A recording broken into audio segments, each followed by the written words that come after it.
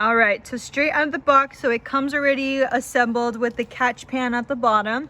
Then it comes already with the grate top on top. So then we have the stand already set. So then our next step is to put the fire ring on top. All right, so then we go ahead and put the fire ring on top of it, just like this. And it comes with 4 panels.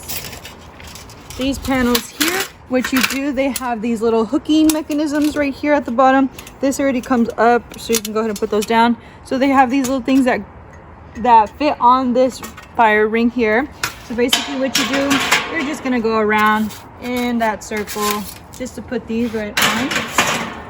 Just like this, make sure they are gripped on there good so they don't fall. And when you're done, it looks like that.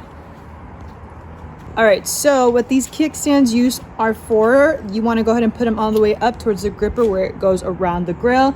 So basically you put them all the way up and they kind of stay in place. So we have one here to show for an example. So when you place it on there and you place it down, it clips in and it locks it in. Put it down.